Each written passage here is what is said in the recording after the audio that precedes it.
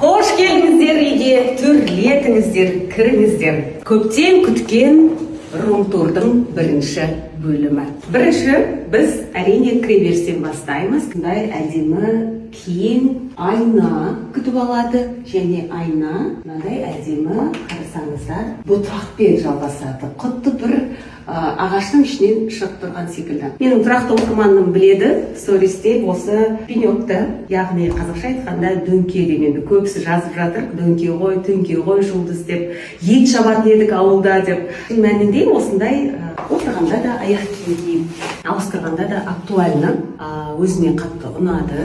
Менің жалпы стилистикама үйімнің өте әдемі келіп тұрды. Енді ары қарай бұл консоль қолдан жасалған әдемі бусинкалармен осындай. Және байқасаңыздар, мынау қабырғада ілініп тұратын шам, бұл да ерекше стильде, латуннан құйылған, қолдан жасалған ағаштың элементі. Бұл холдан былай қарай жатын бөлмеге кететін зона, былай қарай қонақ бөлмеге.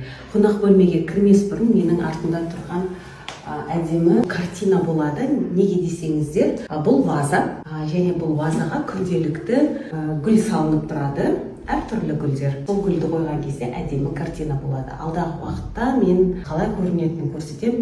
Әрине гүл шоқтарын жіберіп тұрсаңыздар. Жалпы 98% үй бітті. Сондықтан шыдамсыз танытып жатқан көп оқырманыма рум-тур жасайын деп шештім. Бұны алдағы уақытта тағы да көрсете жатамын.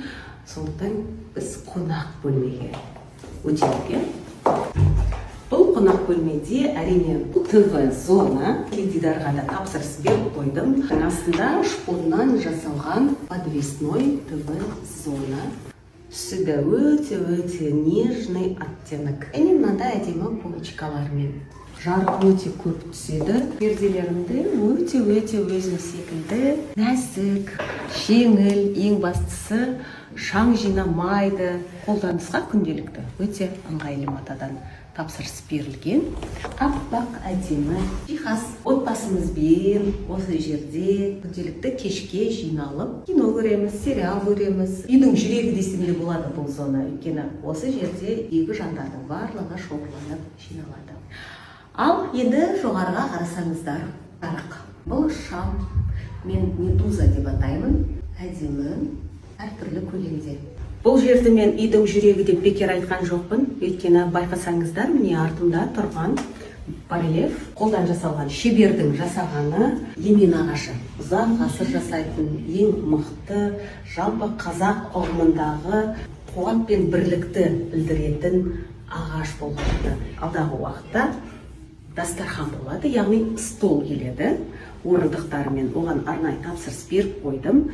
Сол үшін де еменің жанында болсын деген бұл демі дастархан басына жиналатын орынға жасалды. Мына бір әдемі есікке көшетін болсақ, бұны да байқасаңыздар, тұтқаны мен ұзақ уақыт бойы іздеп жүріп, арнайы шеберлерге тапсырыс беріп, қолдан жасалған. Бұл да яғни емен ағашының жалғасы бұтақтардан.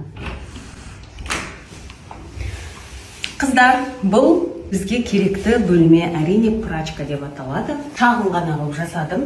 Неге десеңіздер, үйдегі төсек орындар, одан кейін үтіктейтін орын, міне мәселен, мына жерде холодильная доска, үтіктейтін орын.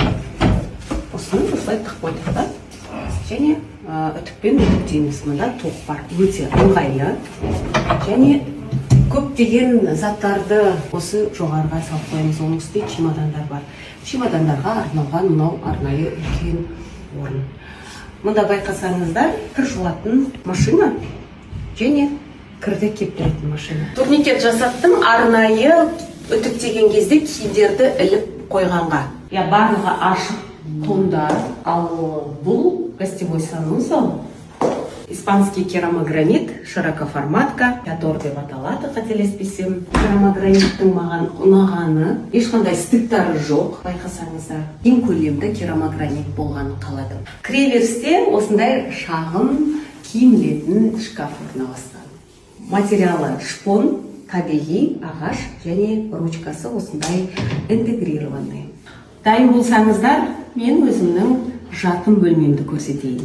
Кіреберісте мынандай әдемі үлкен айна орналасқан қабырғада. Ал сол жағында бұл гардероб, яғни киімдерім тұратын бөлме. Ал мынау менің төсек орным. Керемет, иә? Неге балдахинді қалағанымды айта кетейін, өйткені жатын жерді, рабочий зона бар, гардероб бар. Жалпы бұл жерді мен изолировать еткім келді, сондықтан осындай балдахинный жеңіл матада, дышащий ткань, және шаң жинамайтын мата деп осыны таңдадым. Байқасаңыздар, осындай әдемі арнайы тапсырыспен жасалған радиаторды орналастырды. Интерьерде әдемі өте келе қалды. Түсі де, жалпы осы объемы да, биіктігі де, ені де менің жатын бөлмеме үйлесе кетті. Ал бұл әрине Рабия Сұлтанның төсегі. Ол бұрышты мен деген ұзағынан ұзақ дайындадым, күттім. Кеше дегенде осы кітаптардың барлығын реттеп қойдым. Бұл менің жұмыс орным. Екі тартпа, бұл маған жеткілікті. Және осындай подсветкалар бар. Егерде мына атмосфераны өшіріп тастап барлығын осындай бір оқығым келсе, кітапты міне осындай светильниктер қойдым. Әдемі, иә? Әлемге әйгілі архитектор Антонио Гаудидің шығармаларынан шабыт алдым десем де қателеспеймін. Осы Гаудидің идеяларынан алып, осында жалпы интерьерді келістірдім. Байқадыңыздар ғой деймін, мен қабырғаларымда ешқандай бұрыш жоқ.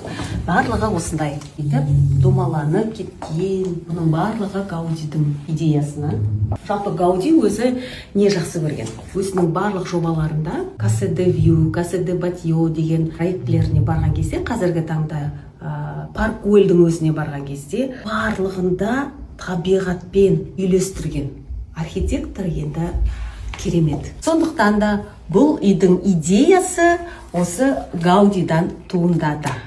Алдында өзім сіздерге айтып кеттім, Рабия Сұлтанның бұрышын дайындап жатырмын деп. Бұл енді күнделікті Рабия Сұлтанның здесь и сейчас деген заттары тұрады осында. Өте ыңғайлы тартпалар ол жерде Рабия Сұлтанның жөргектері, жаялықтары, киімдері жалпы осының ішінде. Әрине, одан кейін ауа тазартқыш. Бұл өте қажет дүние біздің үйдегі. Бұл біздің жуынатын бөлме.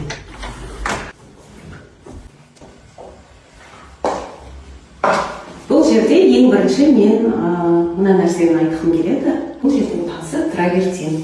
Травертин тасын мен өте ұзақ таңдадым десем де болады. Кең көлемді керамогранит болғаннан кейін тоқтадым. Неге десеңіздер, бұл да қарасаңыздар ешқандай істік жоқ. Ал келіп осы жерге жабыстырып орнаттық. Айта кететінім, қабырғаларды мына беті бұрыш болмағандықтан бұл жерге біз керамогранит емес, микроцемент. Қазіргі таңда актуалды микроцементтен жасадық. Мокрый зонаға болады деп айтқаннан кейін, бірақ білмей көреміз. Алдағы уақытта өз пікіріммен осы микроцемент жайлы бөлісемін. Негізі мына жерде басқа лавочка тұрады деп елестетіңіздер. Бұл да декоративный, өте әдемі. Ал мынау әдемі есіктің артында гардероб. Киім-кешек, аяқ киім, жалпы ел адамға қажетті заттардың барлығы осының ішінде. Бұны сіздерге ашып көрсетпей қояйын. За закрытыми дверями остается вот это вот весь секрет. Менің бір құрбым айтқандай, сенің үйің Бозжыра деп. Расымен де Бозжыраға ұқсайды, өйткені Ақтауды өте қатты жақсы көремін, табиғатқа қатысты барлық дүниені жақсы көремін, Қазақстанымды сүйемін, кең байтақ жерімді, табиғатпен байланысты үйлесім тапқан жоба дер едім. Келетін дүниелер алда бар, алатын дүниелер бар, мәселен стол, орындық, бір ғана люстра жетпейді, кілем деген секілді. Оның барлығы ұсақ түйек дүниелер деп ойлаймын, сондықтан оған мен акцент қойып жатқан жоқпын. Болар. Бастысы біз үйге кірдік. Бүгінге бірінші бөлім турдым жетеді деп ойлаймын, өйткені осының барлығын көріп, өздеріңіздің пікірлеріңізді жаза кетіп, құттықтауларыңызды жаза кетсеңіздер, мен оқимын барлығын. Ал ас бөлмені, ұлдардың, қыздардың бөлмесін өздерінен рұқсат сұрап, екінші бөлімде көрсетемін. Баршаңызға, назарларыңызға көп рахмет. Үйлі болғысы келіп жүрген жандарға жұғысты болсын.